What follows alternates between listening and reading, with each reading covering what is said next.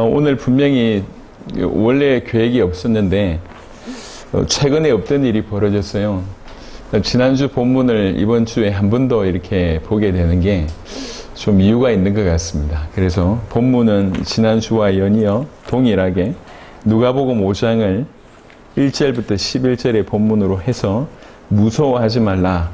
이제 후로는 네가 사람을 취하리라. 이 말씀으로 본문 이 제목으로 말씀을 전하도록 하겠습니다. 누가복음 5장 다시 보겠습니다. 1절부터 보시면 무리가 몰려와서 하나님의 말씀을 들을새 예수는 게네사렛 호숫가에 서서 호숫가에 배 두 척이 있는 것을 보시니 어부들은 배에서 나와서 그물을 씻는지라. 예수께서 한 배에 오르시니 그 배는 시몬의 배라.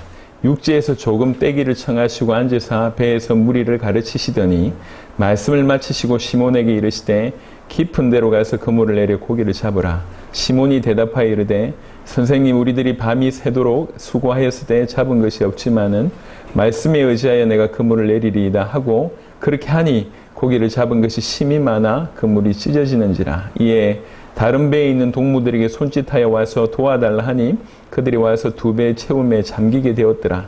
시몬 베드로가 이를 보고 예수의 무릎 아래에 엎드려 이르되 주여 나를 떠나소서 나는 죄인이로소이다 하니 이는 자기 및 자기와 함께 있는 모든 사람이 고기 잡힌 것으로 말미암아 놀라고 세베대의 아들로서 시몬의 동업자인 야고보와 요한도 놀랐음이라. 예수께서 시몬에게 이르시되 무서워하지 말라. 이제 후로는 네가 사람을 취하리라 하시니 그들이 배들을 육지에 대고 모든 것을 버려두고 예수를 따르니라. 아멘. 예수의 소문이 많이 퍼졌어요. 그래서 이제 예수님의 말씀을 듣고자 하는 사람들이 많이 모이다 보니까 한날은 이제 호숫가에서 말씀을 전하게 되는 일이 벌어졌습니다. 이 물이 좀 밀도가 높아요. 그래서 이제 약간 이제 다른 데서 말하는 것보다 이제 바닷가에서 얘기하면 좀 이렇게 많은 사람들이 듣게 됩니다. 그래서 배를 약간 띄워서 많은 사람들에게 말씀을 전하게 되는데 그때 탄 배가 누구의 배냐? 이 베드로의 배입니다. 그러니까 암만 관심이 없어도 그 말을 들을 수밖에 없잖아요. 그 말을 다 들었어요. 그러고 나서 메시지 끝난 예수님께서 갑자기 하신 말씀이 저 깊은 데로 가서 그물을 내려 고기를 잡으라고 얘기합니다. 어부들, 그러니까 일평생 고기 잡던 어부들한테 얘기하는 거예요. 그러니까 그때 베드로가 뭐라고 얘기하냐면 우리가 밤이 새도록 수고하였으되 잡은 것이 없다. 이제 제가 잘 모르겠는데 이 물고기도 잡힐 때 잡히는 그런 게 좀 있는 모양입니다. 날도 그렇고 물때도 그렇고 그리고 뭐 이렇게 시간도 그런 것 같아요. 그러니까 이 말은 무슨 말이냐면 지금 잡힐 때가 아니에요. 예, 제가 다 해봤어요. 안 됩니다. 이런 상황인데도 불구하고 조금 전에 말씀을 들어봤잖아요. 이분의 말씀이 보통 말씀이 아니고 이 말씀 전한 이분이 보통 분이 아니다라고 하는 것은 좀 느꼈던 것 같아요. 그래서 뭐라고 얘기하냐면 당신이 말씀하시니까 그 말씀 때문에 말씀을 의지하여서 제가 고기를 내리겠습니다. 그물을 내리겠습니다. 이렇게 얘기했어요. 깊은 데로 가서 그물을 내렸는데 여기 보면 이제 말미암아 고기 잡힌 것으로 말미암아 놀라고라고 하니 이 놀라다고 하는 얘기가 그냥 약간 놀랬다 이게 아니라 거의 뒤로 자빠질 정도로 놀랬다. 이런 원어의 어떤 의미가 그런 의미입니다. 굉장히 충격적인 일이었어요. 이런 일은 없다는 거죠. 베드로가 잡는데 이게 이제 고기가 도무지 못 들어올릴 것 같으니 다른 배에 있는 자기 동업자들 야고보와 요한도 이제 불러냅니다. 그래가지고 고기를 잡는데 있을 수 없는 일이 벌어져요. 그러니까 베드로만 놀란 것이 아니라 거기에 있던 모든 사람들이 놀라는 일이 벌어집니다. 이거는 있을 수 없는 일이다라고 깨달아진 거죠. 그때 이 베드로가 뭘 보게 되냐면 이 벌어지는 환경보다 이렇게 얘기하신 이분이 누군가라고 하는 것이 번뜩 들어간 거예요. 이분 우리가 그토록 기다리던 메시아 아닌가? 이분 하나님이 아닌가라고 하는 생각이 번뜩 들어갑니다. 그러니까 지금 물고기 잡아서 좋아해야 되는데 그 생각이 들어가자마자 바로 이제 무릎 꿇습니다. 무릎 꿇어서 하시는 말씀이 지난주의 제목처럼 주여 나를 떠나소서 나는 죄인으로소이다 하니 이렇게 얘기합니다. 여러분 회개한다는 것은요 참 이게 축복인 것 같아요. 내가 죄인입니다 라고 하는 마음을 먹어서 입 밖에서 그렇게 얘기할 수 있는 것은 은혜 받지 않고는 불가능합니다. 사람들 사이에서도요 자기가 죄인이라고 용서를 구하는 사람, 그 사람 진짜입니다. 진짜로 입에 발린 말이 아니라 진짜로 용서 구할 줄 아는 사람, 아주 그릇이 큰 사람이에요. 그런데 눈에 보이지 않는 하나님이 정말로 믿겨지고 자기가 죄인이라고 하는 것이 정말로 믿겨져서 그 하나님 앞에 주님 나는 죄인입니다 라고 얘기할 수 있는 거, 그건 큰 축복입니다. 우리 인생이 경험할 수 있는 축복 중에 그런 축복 없습니다. 이게 주께로 돌아갈 수 있다는 거, 주님 나는 죄인입니다라고 고백할 수 있다는 거, 그런 마음이 나에게 차서 살아계신 하나님이 살아계신 것이 믿어지고 자기는 죄인이라고 하는 것이 깨달아져서 주님 나는 죄인입니다. 나는 정말 죽을 죄인입니다. 영원히 지옥 갈 수밖에 없는 죄인이 맞네요 라고 고백할 수 있는 거, 이건 큰 은혜입니다. 그래서 회개는 어느 때나 능력이었습니다. 어떤 시대나 정말로 회개를 알았던 교회, 회개를 알았던 성도, 회개를 알았던 민족, 하나님 쓰셨습니다. 그래서 오늘 아침에 먼저 여러분에게 이런 은혜가 있기를 제가 간구합니다. 여러분들에게 이런 은혜가 정말로 있기를 바랍니다. 저뿐만 아니라 모든 성도. 이게 세상 방식과 다르거든요. 세상은 강해져야 된다. 그리고 뭐 짓밟고 올라가야 된다. 최고가 돼야 된다. 심지어 열심히 올라가면 네가 신이 될 수 있다. 네가 모든 걸 할 수 있다라고 부추기는 것이 세상인데, 성경은 너의 본질을 보라고 얘기하는 거예요. 세상 사람들 가운데서는 비교적 능력 있는 사람, 뛰어난 사람 있을지 모르겠지만 살아계신 하나님 앞에 너는 누구냐 이렇게 대묻고 있는 것이 성경입니다. 그 살아계신 하나님 앞에서 나는 죄인이라고 깨달아지는 거, 이거는 육신으로는 할 수 없는 일입니다. 그런 깊은 은혜가, 성령의 터치가 여러분 가운데 먼저 있게 되길 바랍니다. 그래서 사실은 이 사도 베드로가 그 복을 받은 겁니다. 주님 나는 죄인입니다. 나를 떠나소서. 여러분 이때 가만히 생각해 보세요. 베드로에게 무슨 일이 있었냐면 그동안 가지고 있던 모든 경험, 이성이 깨지는 순간입니다. 이 순간은. 그러니까 이제 도무지 고기가 낚일 수 있는 그 때가 아니고 그럴 시간이 아니고 또 저만큼 날 수 없는데 이런 일이 벌어지지 않습니까? 수십 년 어부 생활하면서 경험만 봐 이런 일은 없는 겁니다. 그러니까 본인이 가지고 있던 모든 경험, 본인이 가지고 있던 그 모든 이성이 다른 말로 얘기하면 십자가에 못 박히는 순간입니다. 다른 말로 사망당한 순간입니다. 그냥 끝났다는 거예요, 이게. 아무 쓸모 없어. 이 땅을 살아가는데 유익할지 모르겠지만 아무 쓸모가 없어요. 그래서 이제 이성이, 경험치, 그게 사실 우리가 이 땅을 살아가는 굉장히 강력한 무기 아닙니까? 근데 그 무기가 그 자리에서 끝나는 거예요. 이건 좋은 의미입니다. 어떻게 보면 무력한 자로 살아라 그 얘기가 아니라 그것이 전부다라고 하는 생각을 넘어서라는 거예요. 우리가 가지고 있는 이성, 경험 굉장히 좋습니다. 하지만 이 이성과 경험 때문에 하나님께로 갈 수 없다라고 얘기할 때는 이것은 굉장히 큰 방해꾼입니다.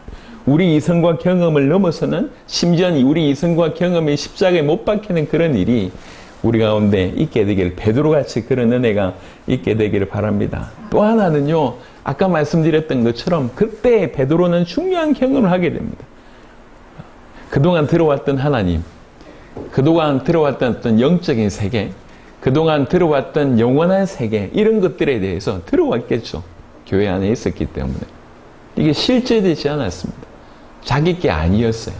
그냥 들은 얘기예요. 근데 바로 이 순간에 그 들었던 얘기가 리얼로 자기한테 부딪히는 겁니다. 정말로 하나님 살아 계시네? 이렇게 되는 거예요.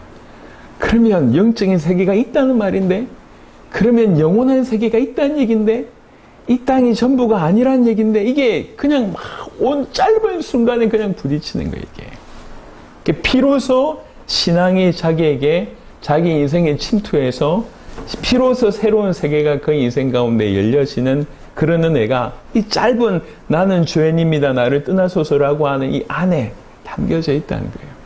여러분, 우리가 가만히 생각해 보세요. 신앙생활을 한다는 것은 육신적으로는 사실 이해가 안 될 수 있습니다. 이게 어떻게 이해가 됩니까? 보이지 않는 하나님이 살아계시다고 믿고, 영원한 천국과 지옥이라고 하는 것이 존재한다고 믿고, 우리가 영적인 존재라고 하는 것을 믿고, 또 게다가 우리 사지육신 멀쩡하게 열심히 살아왔는데 죄인이라고 얘기하는데 그거 인정하고, 그래서 보이지 않는 하나님께 나는 죄인이라고 고백하고, 그리고 나서 나의 주인은, 나의 인생의 주인은 예수님밖에 없다라고 고백하고, 지가 자기 인생의 주인으로 살아왔던 사람이 예수님을 주인으로 모시고 더 이상 자기를 위해서 살지 않고 바로 나의 주인 대신 이분을 모시고 살아가는 삶, 이게 신앙생활입니다. 이게 보통 사람으로 이해가 되겠습니까? 이게 불가능한 일입니다. 이건 다시 태어나지 않으면 도무지 할 수 없는 거예요. 다시 태어나는 순간이 어떻게 보면 하나님을 정말로 제대로 만나는 순간이라고 얘기할 때, 오늘과 같은 누가복음 5장은 베드로에게 그런 날이 아니었는가 이런 생각을 하게 됩니다. 여러분 잘 생각해 보세요. 이 땅이 전부라고 얘기하면 우리는 이 땅에 맞게끔 우리 인생을 포맷하면 살아야 돼요. 이 땅에 가장 힘 있는 거, 이 땅에서 가장 영향력 있는 거, 이 땅에서 가장 소위 말해 어린애 말로 먹여주는 거, 뭐 그거 쫓아가야 될 거 아닙니까? 그런데 영원한 하나님의 나라가 있다고 하면 요 방식 가지고 이렇게 살면 안 된다는 거예요. 완전히 다시 포맷을 해야 돼요. 다시 재설정을 해야 돼요. 그 하늘에 맞게끔 살아가야 됩니다. 영원한 것에 맞게끔 살아가야 되고, 하나님에 맞게끔 살아가야 되고, 나의 주인을 모신 그런 종된 모습으로 살아가야 됩니다. 그게 신앙생활입니다. 그런 새로운 세계가 사실 이 베드로에게 바로 이때에 주어졌다고 볼 수가 있습니다. 여러분, 누가복음 5장에 이 사도 베드로의 이 고백, 주여 나를 떠나소서 나는 죄인이로소이다 라고 하는 이 고백은 참된, 그 인생에 정말로 참된 변화를 일으켰던 고백이었습니다.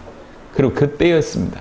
여러분, 만약에 베드로에게 이런 일이 없었다면 어떻게 됐을까요? 좀 열심히 더 해서 고기 조금 더 잡았겠죠. 전문가 돼서. 배를 뭐 열심히 해가지고 열척 살 수도 있었을 거고, 갈릴리에서 최고의 어떤 어부가 될 수도 있었을 겁니다. 물론 뭐 조금 더 고기가 많이 팔려가지고 세계적인 수산업자가 될 수도 있었겠죠. 예, 그러면 그게 다라고 하면, 여러분 지구상에 살았던 수많은 뛰어난 사람들이 많습니다. 그 누구도 기억하지 않습니다. 예, 그 시대에 대단했던 사람이고 부자였고 영향력 끼쳤고 똑똑한 사람이고 대단한 리더들 싹 다 사라졌습니다. 예, 오늘 이 경험 이후에 이 베드로는 이 사건을 통과한 이후에 지금까지 우리에게 2000년간 수많은 사람들을 살리는 역할을 해왔습니다.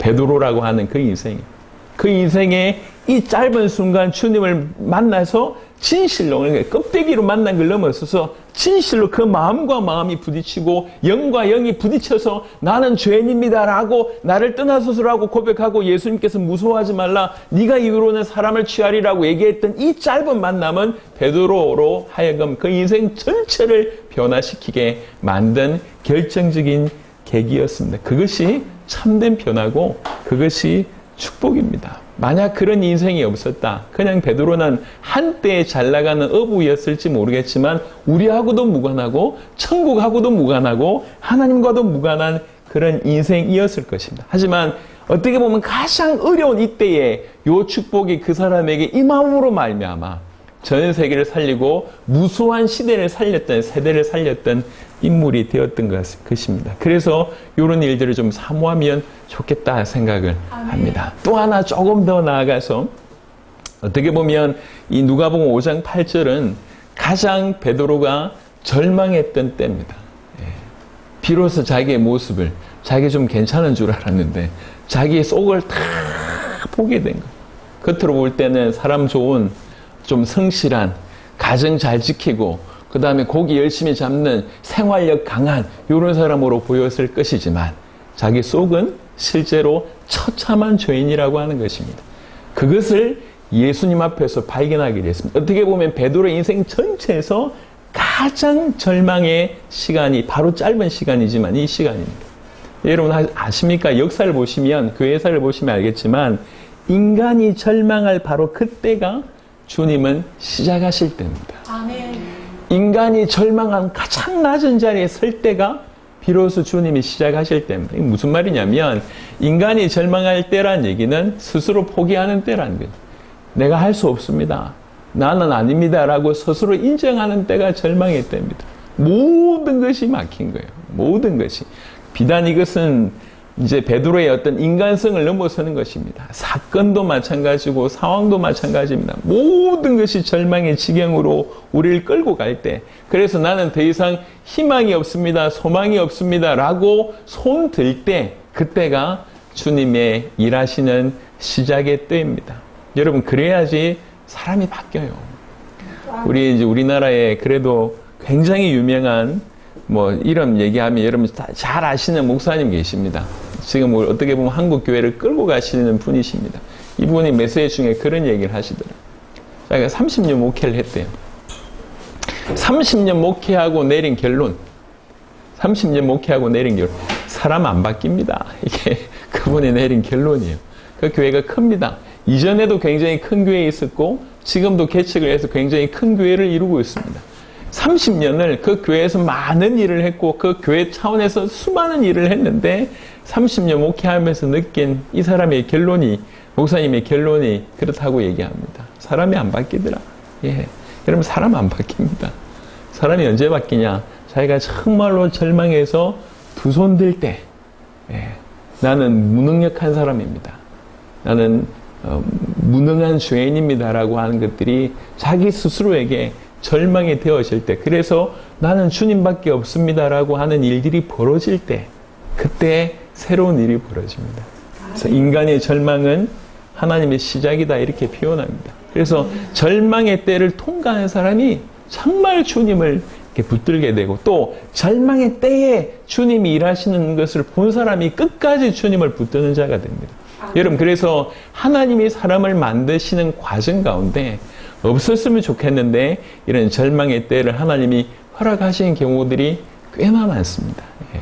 우리 주변, 여러분도 그렇고 저도 그렇고 우리 이제 교회 안의 역사에 보면 그런 일들이 정말 많아요. 완전히 넘어졌는데, 완전히 거꾸로졌는데, 완전히 낮아졌는데 거기서부터 일하시네. 거기서부터. 그래서 육신적으로 볼 때는 이 절망의 때는 너무 힘든 때입니다. 하지만 하나님이 우리 주인이시고 그것을 하나님이 허락하셨다고 하면 이유가 있다는 거죠. 그 하나님이 허락하시면 그냥 단순한 회복을 넘어서는 겁니다. 어려웠는데 이전처럼 됐다. 이게 지금 중요한 게 아닙니다. 그 어려운 때를 통해서, 절망을 통해서 하나님께서 우리 주님 뭘 얘기하고 있냐면 나와 함께 가자고 얘기하시는 거예요. 더 이상 혼자 지내지 말고, 혼자 살지 말고 함께 가자.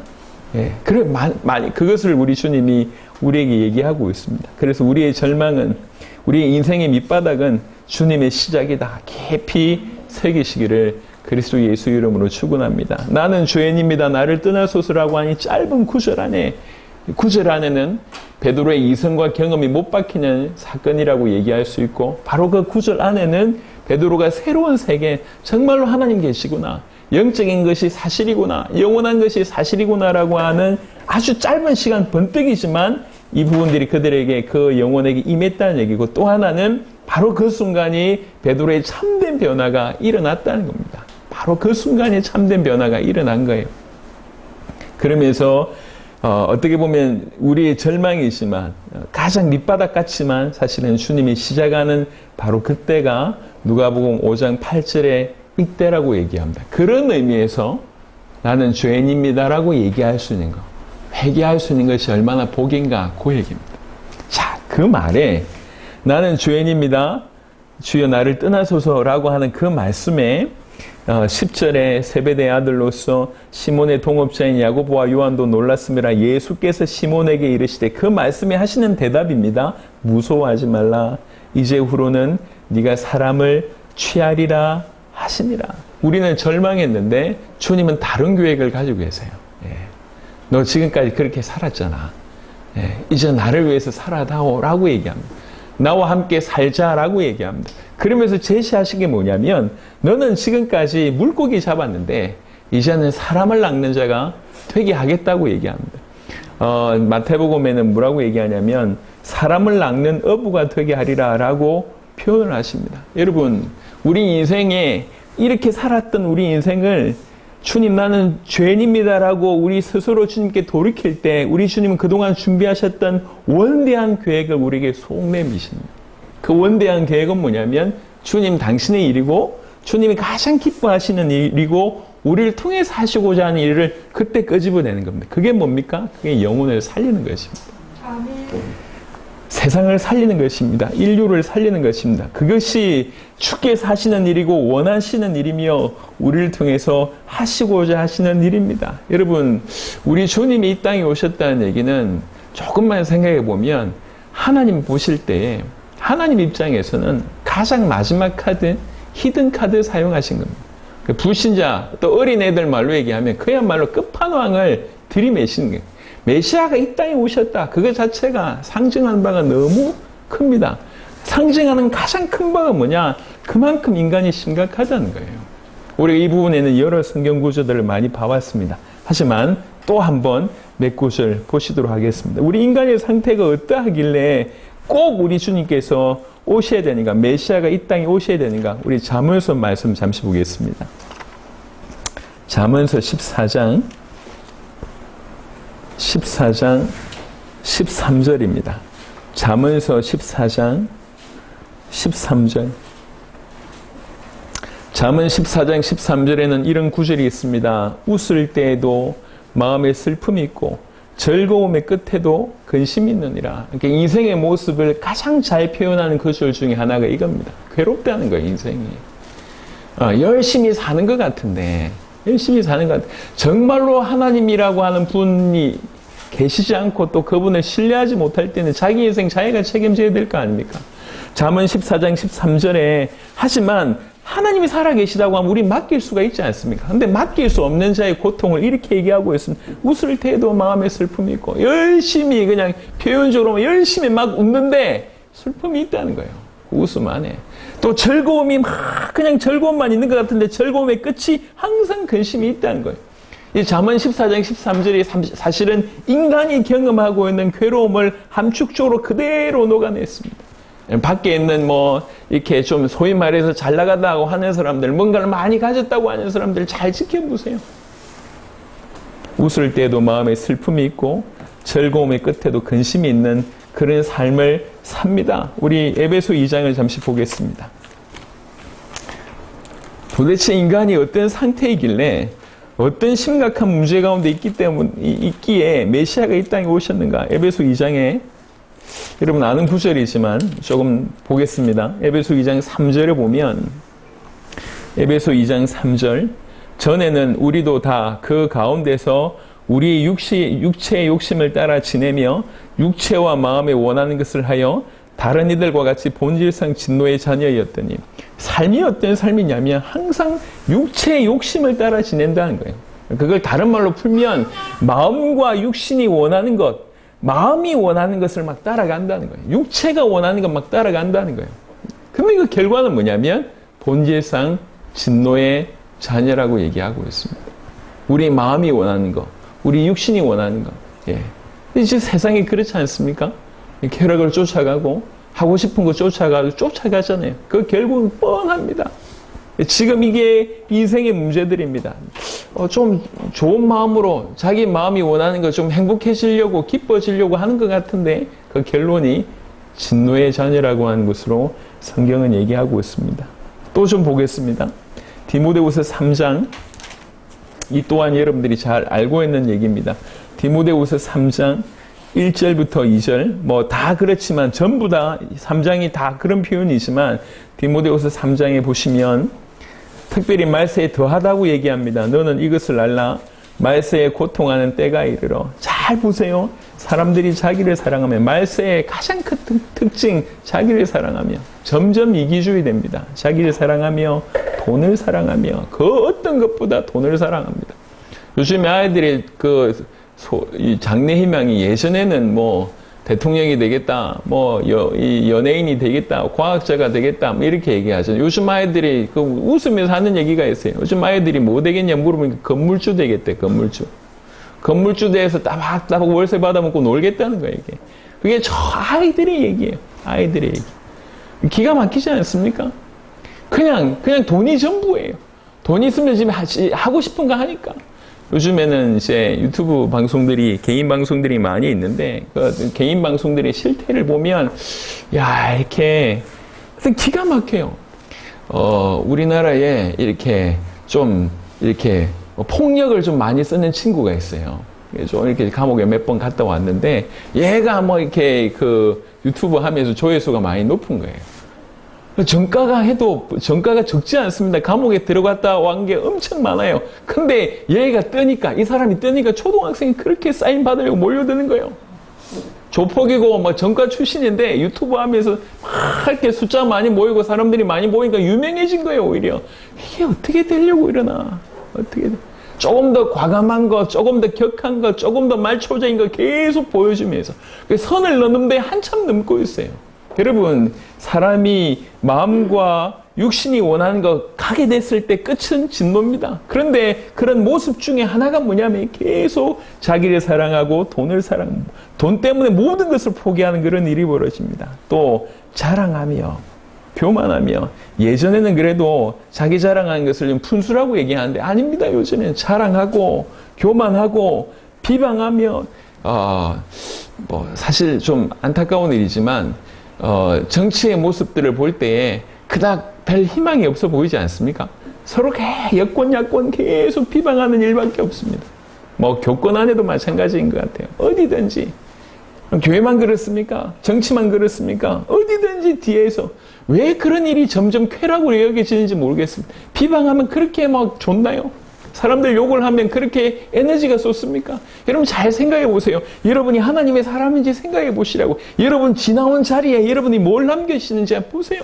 가는 곳마다 남편 욕하고, 가는 곳마다 성도 욕하고, 가는 곳마다 교회 욕하고, 가는 곳마다 목사 욕하고, 가는 곳마다 뭔 욕하고, 지나갔던 모든 사람들이 욕하고 다녀요. 마지막 때 일어날 일입니다. 끼리끼리 모여서 욕하고, 또 전체 안에서 모여서 욕하고, 뭘 하는지 모르겠어요. 비방하며. 이게 마지막 때의 모습이라고 얘기합니다. 부모를 거역하며.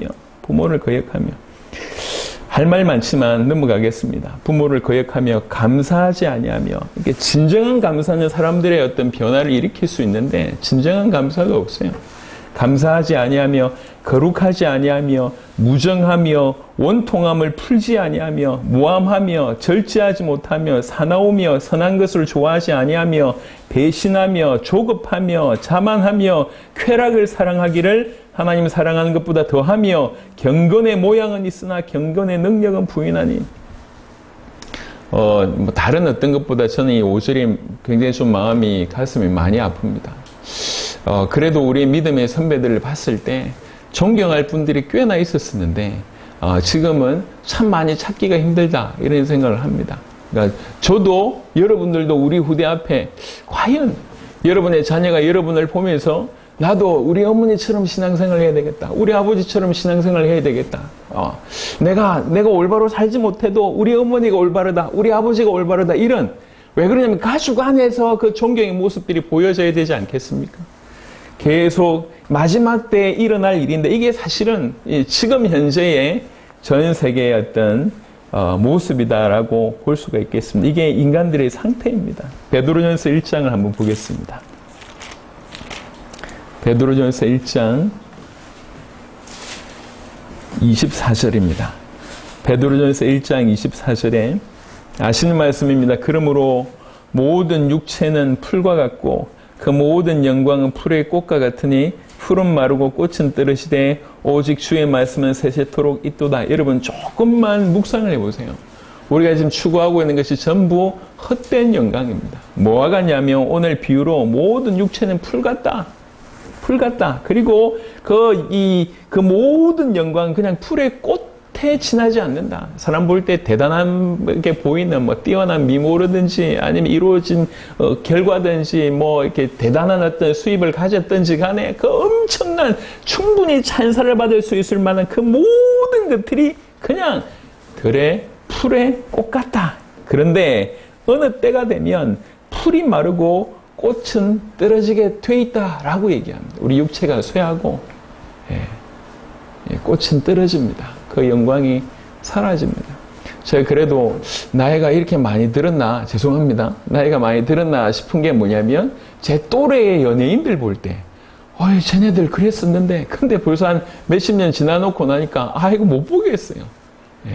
그때 뭐 성형수술 해가지고 이런 애들이 이제 얼굴 흘러내리고 못 보겠어요. 그때는 대단했는데 지금 뭐 요즘 보니까 TV 프로그램 중에 그때 대단했던 사람들이 지금 반지하칸에 살고 있는 이런 거 좀 취재해가지고 보여주더라고. 대단한 것 같은데. 대단한 것. 육체는 풀 같고 그 영광은 그 풀의 꽃 같으니 풀은 시들고 꽃은 마르는 일이, 꽃이 떨어지는 일은 틀림없이 일어납니다. 그런데 오직 주의 말씀은 세세토록 있도다. 그러니까 인간의 상태가 이렇게 금방 마르고 시들 만한 이거 구하고 있다는 거죠. 그게 전부인 줄 알고 그거 추구하고 있다는 거예요. 노래하는 거 좋은 거죠. 운동하는 거 좋은 겁니다. 뭐 사회봉사하는 거 좋은 겁니다. 이 평생 목숨 걸고 그거 하는 거예요. 그러다가 나중에 노쇠해져서 이런 업적 보니까 뭐 그래도 인간 사회에서는 대단한 것 같아요. 그게 자기 영혼을 지켜줄 수 있겠냐 말이에요. 인간의 상태에 또 한 구절 보겠습니다. 시편 너무 많지만 한 구절만 더 보겠습니다. 시편 90편 보겠습니다. 시편 90편 10절입니다. 시편 90편 10절 이렇게 되어 있습니다. 우리의 연수가 70이요 강건하면 80이라도 그 연수의 자랑은 수고와 슬픔뿐이요 신속히 가니 우리가 날아가나이다. 여러분 수십 년 전 읽었던 글입니다. 시편 90편 10절에 보니까 수십 년 전부터 알고 있던 성경 구절입니다. 근데 왜 시간 갈수록 이렇게 다가옵니까? 우리 연수가 70이요 강건하면 80이라도 그 연수의 자랑은 수고와 슬픔뿐이요. 자랑할 게 뭐냐? 수고한 것밖에 없다는 거지. 슬픔 당한 것밖에 없다는 거죠. 그게 그의 자랑이라고 얘기합니다. 그 말은 무슨 말이냐? 그렇게 계속 수고하고 슬퍼하는 것이 그들의 인생이라고 얘기합니다. 그러면서 신속히 간다는 거예요. 이 시간 또한 날아간대요. 좀 있다 우리를 심판하실 하나님 앞에 설 때가 금방 온다는 것입니다. 이런 상황 가운데 놓여져 있습니다. 인간의 비참한 상태를 창세기부터 계시록까지 전체 다 얘기하고 있는데 중요한 것은 이 가운데서 빠져나올 수 있는 구원의 길이 우리에겐 도무지 없다는 것입니다. 그래서 직접 우리 하나님이 육신의 몸을 입고 이 땅에 오셔서 우리를 대신해서 우리 죄를 다 뒤집어 쓰시고 죽임을 당하시면서 우리로 하여금 구원받을 수 있는 길들을 활짝 열어놓으신 겁니다. 그리 놓고 초대하신 거예요. 오라고 초대하십니다. 전도서 12장 보겠습니다. 오늘 성경 구절 지금부터 그래도 한 10구절 이상은 더 보려고 합니다. 전도서 12장. 전도서는 여러분 아시듯이 헛된 이부터 시작합니다. 모든 것이 헛되다라고 얘기합니다. 그래 놓고 전도서 12장 1절에 이렇게 결론 맺고 있습니다. 전도서 12장 1절 너는 청년의 때에 너의 창조주를 기억하라. 곧 공고한 날이 이르기 전에 나는 아무 낙이 없다고 할 해들이 가깝기 전에 너희 창조주를 기억하라고 얘기합니다. 전도서 12장 1절에 언급하고 있습니다. 여러분 솔로몬은 인간이 경험할 수 있는 것 중에 최고를 경험한 사람입니다. 가지고 있는 그 물질이 이루 말할 수 없고 그 사람이 뛰어난 지혜를 보고자 이웃 나라에서 사람들이 몰려와서 지혜를 물을 정도로 똑똑한 사람이었습니다. 그리고 이 사람의 처첩이 이렇게 수십 명 정도가 아닙니다. 1,000명 가까운 그 이상의 처첩을 둔 사람입니다. 또 전도서에 얘기하기를 자기가 해보고 싶은 건 다 해봤대요. 자기가 생각났는데 환경 때문에 못한 거 없다는 거예요. 과수원을 보고 책을 쓰기도 하고, 이것도 하기도 하고, 저것도 하고, 사업을 해서 돈을 벌어보기도 하고, 다 해봤다는 거예요. 다 해보고 나서 내린 결론입니다. 하늘 안에서 모든 것이 헛되다라고 얘기하면서, 너는 청년의 때에 너의 창조주를 기억하라. 이게 얼마나 큰 축복인지 모릅니다. 우리가 청년 시절에, 한 살이라도 어릴 때, 우리 하나님을 제대로 만날 수 있는 것, 그리고 영원에 관해서 눈 뜰 수 있는 것, 그리고 그 하나님의 나라를 위해서 이 땅에서 일할 수 있는 것, 그것만큼 큰 축복이 없습니다. 이사야 말씀 보겠습니다. 이사야 1장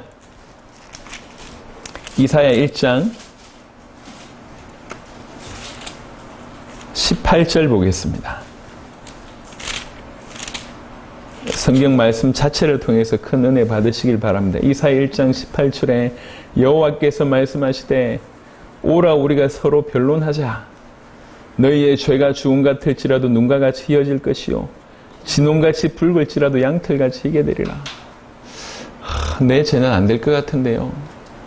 내가 좀 심각한 죄를 보면서 도무지 안 될 것 같은데 와라. 변론해보자. 네 죄가 어떤 죄인지 일단 와봐. 야, 네 죄가 암만 붉어도 진홍 같을지라도 네 죄가 너무너무 붉어서 주홍 같을지라도 내가 양털같이 희게 할 테니 와라 라고 우리 주님이 초청하고 계십니다. 여러분, 이 초청은 당신의 목숨 값으로 주신 초청입니다.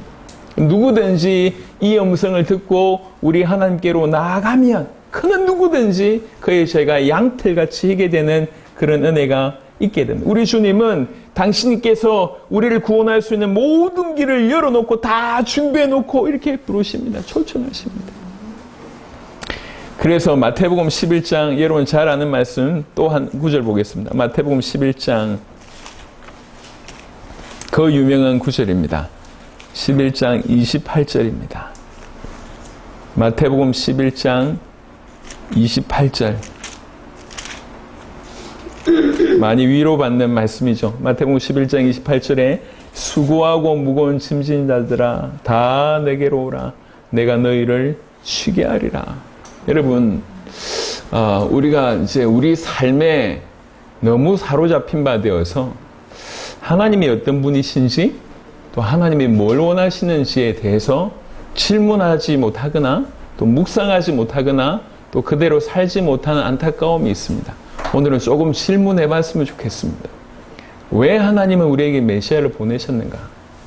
도대체 우리가 어떤 존재이고 어떤 상태인데, 성경에는 우리는 하나님의 자녀이고 그런데 지금 비참한 상태에 있기 때문에 메시아를 보냈다고 하는 겁니다. 도대체 어떤 상태인데 우리에게 메시아를 보내셨는가? 예. 그것을 조금이라도 묵상을 해보셨으면 좋겠고, 또 그런 중에 우리를 건져내셨어요. 우리를 통해서 뭘 하기를 원하시나? 우리를 통해서. 오늘 베드로를 통해서 우리에게 주신 말씀입니다. 우리 남은 인생에 뭘 하기를 원하시나? 주님이 딴 게 아니고 주님이 가장 원하신 게 뭐냐면 성경적으로 바다는 죽음을 의미하기도 합니다. 예, 그래서 세례를 물속에 들어가잖아요. 이게 죽음을 의미하는 거거든요. 그래서 베드로는 물속에 있는 물고기 잡던 인생이었는데 완전히 바뀌어서 물을 상징하는, 사망을 상징하는 그 물 안에 있는 죽어가고 있는 사람을 건져내는 인생으로 지금 바꾸신 것입니다. 영적인 의미로 얘기하자면, 그러니까 실제로 죽어가고 있다는 거예요. 사망 속에 있다는 거예요, 사람들이. 그래서 건져내기 위해서 우리 주님이 오셨는데 가장 원하는 건 뭐냐? 그 사람 살리는 거예요. 그게 주께서 가장 원하시는 것이고 주께서 하시는 일이고, 또 이 일을 우리 보고 같이 하자고 지금 손 내미시는 겁니다. 가장 가치 있는 일에, 영혼들을 살리고 죽어 있는 저 사람들을 살리는 일에 우리하고 같이 하자고 손을 내미시는 것이 오늘 바로 요 말씀들입니다. 네가 이후로는 사람을 취하리라. 그래서 지금 인간의 상태를 제가 좀 여러분에게 조금 보여드렸고, 그런 와중에 주께서 초청하신다는 말씀을 읽어드렸습니다. 여러분, 그래서 이 주님의 약속에 이 부르심에 순종해서 주님과 같이 이 영혼들을 건져내는 일을 하는 자에게 주께서 약속하신 것이 이루 말할 수가 없습니다. 몇 구절만 보여드리도록 하겠습니다. 야고보 5장을 보겠습니다. 야고보서 5장.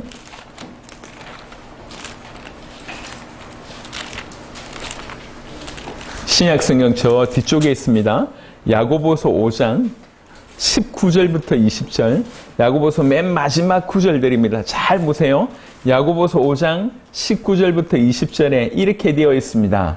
내 형제들아, 너희 중에 미혹되어 진리를 떠난 자를 누가 돌아서게 하면 너희가 알 것은 죄인을 미혹된 길에서 돌아서게 하는 자가 그의 영혼을 사망에서 구원할 것이며 허다한 죄를 덮을 것입니다.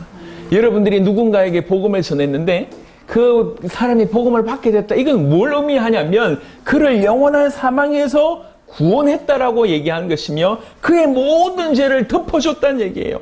이건 사실은 엄청난 얘기입니다. 나를 통해서 누군가 나를 통해서 복음이 전해져서 누군가 예수님을 믿게 된다고 하는 것은 이 생명을 영원한 사망 가운데서 건져내는 것이며 그의 모든 죄를 덮어주는 바로 그러한 일입니다. 얼마나 귀한 일인지 몰라요. 그래서 우리 주께서 이 일을 하는 자를 기뻐하십니다. 디모데전서 시간이 없으니까 다니엘서 바로 보겠습니다. 구약 성경에 다니엘서 보겠습니다.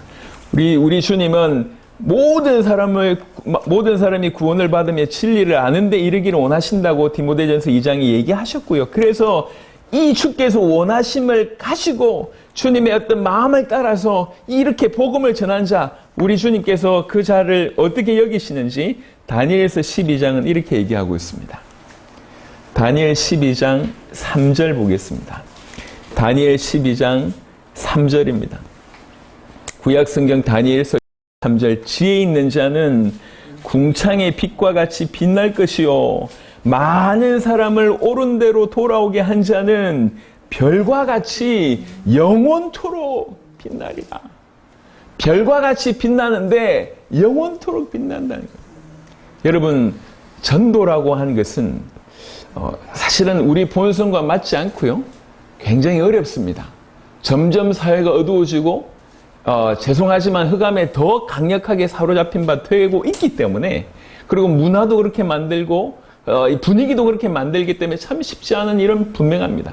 하지만 쉽지 않은 일이다라고 하는 거하고 그것 때문에 포기하는 거하고는 다른 얘기입니다. 어느 때라도 쉬운 때는 사실은 별로 없었던 것 같습니다. 늘 어렵고 더 어렵고 이거지 어느 때라도 쉬운 때는 없습니다. 생각해보세요. 사단의 손아귀에 있는 영혼을 건져낸다. 어떻게 쉽냔 말이에요. 그 죄 가운데 있는 사람들이 죄로 돌아서게 한다. 죄 가운데서 일평생 죄인이 죄짓고 살다가 그게 그 사람의 본성이고 모든 것이 있는데 그것에서 돌아서게 해서 돌아오게 한다. 이 쉬운 일이 아닙니다. 엄밀하게 얘기하면 우리로서는 불가능한 일이에요. 성령께서 하시지 않으면 안 될 일입니다. 근데 성령께서 하신다고 얘기할 때 우리가 거기에 동참한다. 이 땅에서 가장 복 있는 일이라고 생각할 수가 있겠습니다. 겨우 물고기 잡고 있는 베드로에게 우리 주님이 직접 오셨습니다. 직접 나타나셨습니다. 그리고 베드로에게 자기의 모습을 잠시 보여주셨습니다. 정말 감사하게 베드로는 그 앞에 무릎 꿇게 됩니다. 자기가 죄인이라고 하는 인식을 하게 되고 이분에게 뭔가 신적인 뭔가가 있구나라고 깨닫게 됩니다. 그래서 무서워하는데 우리 주님은 전혀 새로운 계획을 얘기합니다. 무서워하지 말라. 이후로는 네가 사람을 낚는 어부가 되게 하리라. 이후로는 네가 사람을 취하리라. 원어로 얘기하자면 이후로는 네가 사람을 얻으리라 이렇게 되어 있습니다. 사람을 얻는 자로의 어떤 계획을 가지고 우리 주께서 직접 나타나신 것입니다. 그리고 나서 말씀합니다. 여러분 부탁드립니다. 전도를 포기하지 마시기 바랍니다. 내가 아직 준비가 안 돼서 전도를 못한다. 여러분 맞는 말이지만 또 틀린 말일 수 있습니다. 지금이 여러분이 알고 있는 그 내용만 전달해도 살 사람 얼마든지 살아날 수 있을 것입니다. 그래서 우리 모두는 사실 이것 때문에 구원받았다고 해도 과언이 아닙니다. 누구도 예의 없습니다. 특정한 사람만 전도하니 아닙니다. 하나님 우리를 통해서 당신의 복음이 전달되기를 원합니다. 그래서 요한복음 20장 21절에 31절 말고 21절에는 뭐라고 얘기하고 있냐면 사도들에게도 얘기하고 있지만 우리에게도 얘기합니다. 아버지가 나를 보내신 것 같이 나도 너희를 보내노라 이렇게 되겠습니다. 요한복음 20장 볼까요? 요한복음 20장 21절입니다. 요한복음 20장 21절 예수께서 또 이르시되 너희에게 평강이 있을지어다 아버지께서 나를 보내신 것 같이 나도 너희를 보내노라. 우리가 받은 복입니다. 우리를 통해서 당신의 소원을 이루고자 하는 거죠. 우리를 통해서 우리가 가장 행복해지고 가장 기뻐하는 그 일을 같이 하겠다는 거예요. 우리를 통해서 영혼들이 건진받는다. 저들이 영원한 사망에서 생명을 얻게 된다. 얼마나 큰 일입니까? 그 일을 위해서 하나님께서 우리에게 특별한 계획으로 찾아오신 것입니다. 우리는 항상 하나님 곁에 있어야 됩니다. 또 동시에 우리는 세상 속에 있어야 됩니다. 우리를 세상 속에 두신 이유는 세상을 건지게 하기 위함입니다. 그 세상을 건지는 이유는 뭐냐? 건질 수 있는 힘은 뭐냐? 주님을 따라가는 거예요. 나를 따라오너라 내가 너로 사람 낚는 어부가 되게 하리라. 우리가 정말 주님을 계속 따라가게 될 때 주님과 같은 일을 하게 될 것이고 주님이 원하시는 일을 하게 될 것인데 그것이 영혼 구원과 무관하다 있을 수 없습니다. 반드시 영혼 구원과 연결되어 있습니다. 그래서 조심스럽게 말씀드립니다. 여러분의 모든 일생을 모든 하시는 일들을 복음과 연결시키고 전도와 연결시키십시오. 왜 이렇게 피곤한데 계속 일을 하십니까? 왜 여러분 직장을 다니십니까? 왜 여러분들이 많은 사람과 관계를 가지고 있습니까? 여러분, 목적이 없으면, 그 안에서 그냥 썩어들 수밖에 없습니다. 사회가 그런 강이 아닙니까? 들어왔는데 나가는 출구가 없어요. 그래서 사회 바닷가라고 얘기하죠. 그냥 소금기가 너무 많아서 생명체가 살지가 않아요. 우리 모든 신앙생활의 어떤 출구 중에 하나가 뭐냐면 복음 전하는 것입니다. 이 복음 전하는 일이 막혔다. 그럼 안에서 썩어들 수밖에 없는 거예요, 이게. 예. 뭔가 교회 안에서 많은 일을 하는데 이걸 놓쳤다. 썩어들 수밖에 없는 거예요. 신앙생활 열심히 하는데 이것과 무관하다. 썩어들 수밖에 없는 거예요.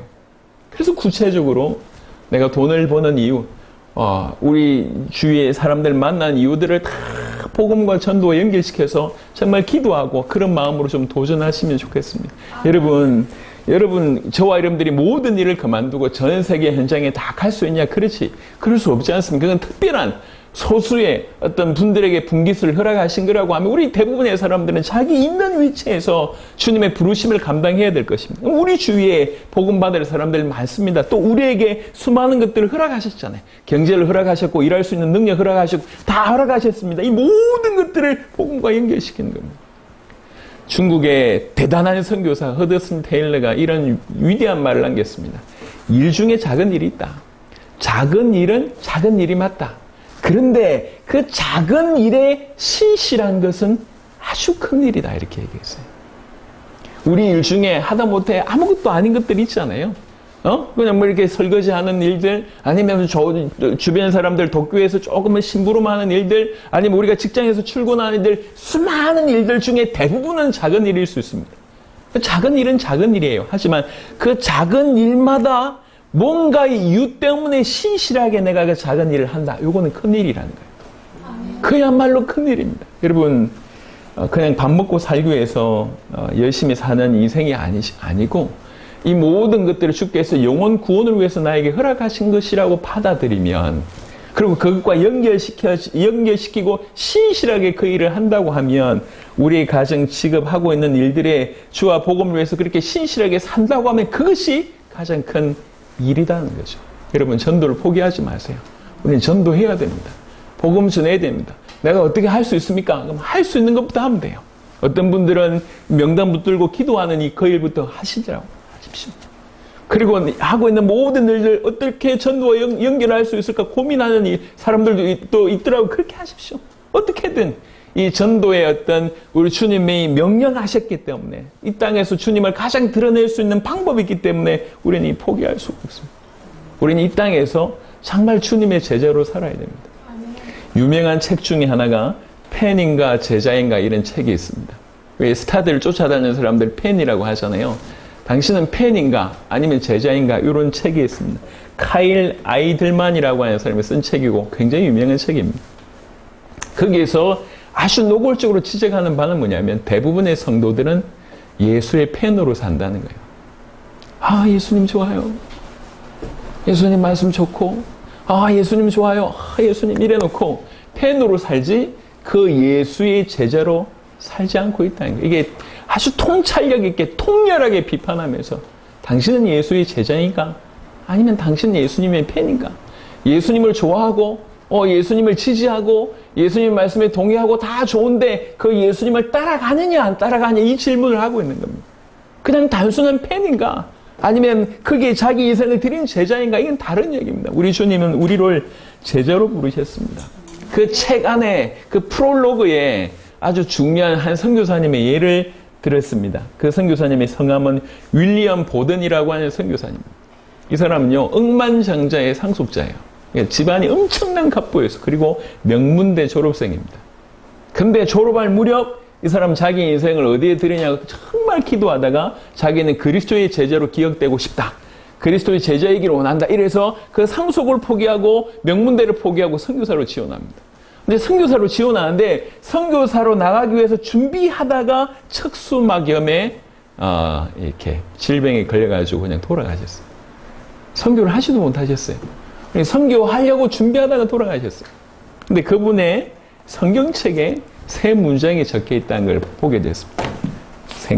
세 문장이 아주 짧게 세 문장이 적혀 있어요. 그 세 문장이 뭐냐? 남김없이, 후퇴 없이, 후회 없이. 여기에 남긴 세 문장입니다.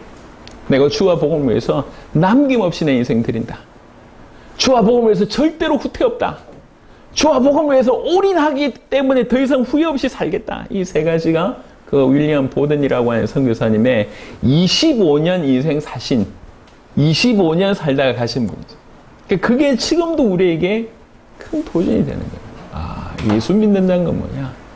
그가 나를 위해서 죽으신 게 진짜냐? 어떤 선교사님 그렇게 얘기하시더라고요. 하나님을 만났는데 미치지 않을 수 있냐?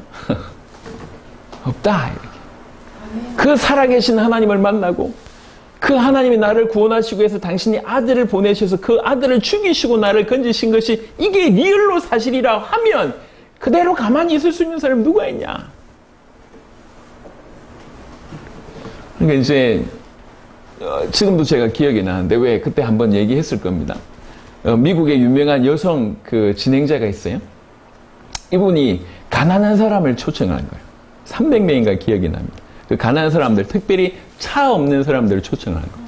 그래가지고 프로그램 막 쇼를 하다가 맨 마지막에 여러분들에게 선물을 드리겠다고 하는 거예요. 그러면서 그 의자 밑을 열어보래요. 뚜껑이 있는 것 같아요. 의자 밑을 열어보니까 전부 키 하나가 있는 거예요. 오늘 나는 여러분에게 자동차 한 대씩을 선물하겠습니다. 이러면서 키를 준 겁니다. 이 스튜디오장이 아수라장이 났어요. 완전히. 기뻐가지고 그렇게 기쁨에 눈물을 흘리고 맙니다. 차 없이 일평생 살았던 사람이 차 하나 생겨가지고 없던 차 하나 생겨도 그렇게 흥분하는데 요번에 보니까 우리나라의 어떤 분이요. 어떤 회장님이 자기 고향에 있는 사람들한테 돈 1억씩 다 줬다고 하더라고요. 아이고야 대단한 사람인 것 같아요. 그런 분이 왜 우리 동네에는 안 사는지 모르겠는데 줬다고 하더라고요. 그래서 믿기지 않는다 하면서 이 반응들을 다 보이는 거예요. 우리 수중에 없던 돈이 생겨도 너무 이렇게 좀 이렇게 필요했는데 그런 것들이 생겨도 기쁠 것인데 여러분 하나님이 살아계시고 나를 영원한 죄 가운데서 건져내시되 당신의 목숨값으로 건져냈다고 하는 것이 리얼이라고 하면 그것이 정말 내 가슴에 부딪힌다고 하면 어찌 안 변할 수 있습니까? 안 변할 수 없습니다. 말씀을 마무리하겠습니다. 우리 주님은 나는 죄인입니다. 나를 떠나시옵소서라고 절망하고 있는 베드로에게 전혀 새로운 인생의 계획을 들이미십니다. 처절한 죄인인 너를 통해서 내가 가장 가치 있는 일을 하겠다고 손을 내미신 겁니다. 그러니 무서워하지 말라. 이제후로는 네가 사람을 취하리라. 여러분 우리 주님이 그토록 원하시고 그토록 하고 계시고 그토록 우리와 함께 누리기를 원하시는 것은 우리를 통해서 사람 살리는 것입니다. 그걸 우리 주님이 원하십니다. 그거 같이 하자는 거예요. 그거. 이 베드로가 물고기만 잡던 사람이 완전히 이 인생을 통해서 완전히 바뀌어서 사람을 잡는, 사람을 살리는 그런 인생으로 완전히 바뀌었습니다. 지금 우리에게 그런 초청을 하고 계신다고 생각합니다. 절망의 때를 통과하고 있는 여러분들, 또 갑자기 어느 순간에 우리 주님이 여러분을 찾아오셔서 여러분에게 얘기하고 계시다고 느끼시는 여러분들, 오늘 주님의 음성을 들으시길 바랍니다. 하나님 살아계십니다. 하나님께서 여러분을 부르시고 계십니다. 그리고 여러분의 모든 인생을 가장 가치 있게 변화시키기를 원하십니다. 그 가치 있는 인생은 주님이 가장 원하시는, 우리를 건지셨을 때도 그렇지만 우리를 통해서 또 다른 영혼을 건지실 때도 동일한 마음입니다. 이제 그 일을 우리와 같이 함께 하자고 말씀하고 계시는 것입니다. 그 주님의 말씀에 응답하는 저와 여러분 되시길. 그래서 여러분이 하고 있는 모든 일의 방향과 가치가 완전히 바뀌는 그런 축복이 있으시기를 그리스도 예수 이름으로 축원합니다. 살아계신 주님 감사합니다. 연약한 베드로에게 찾아오셔서 그 인생에 당신이 누구신지를 계시해 주셨고, 자기가 죄인이라고 하는 사실, 하나님이 참으로 살아계신다고 하는 사실 때문에 완전히 무너져서 절망했던 그 베드로에게 오히려 무서워하지 말라. 네가 이후로는 사람을 취하리라고 얘기하시면서 그 인생에 완벽한 축복을 허락하신 것을 오늘 말씀을 통해서 다시 한번 확인하게 되었습니다. 베드로에게 찾아오셨던 주님이 지금 우리에게 동일하게 찾아오시는 줄 믿습니다. 절망의 때를 걷고 있는, 특별히 우리에게 우리 주님이 손 내미시는 줄 믿습니다. 그냥 과거의 영광으로의 회복을 넘어서서 우리 인생의 완전한 변화, 우리 인생의 전적인 변혁을 통해서 우리 인생을 통해서 더 많은 주께서 기뻐하신 영혼들을 건져내기를 위해서 우리를 사용하시려고 하는 원대한 계획인 줄 믿습니다. 주님, 이 부르심에 순종하는 우리 모두가 되게 하여 주시옵소서.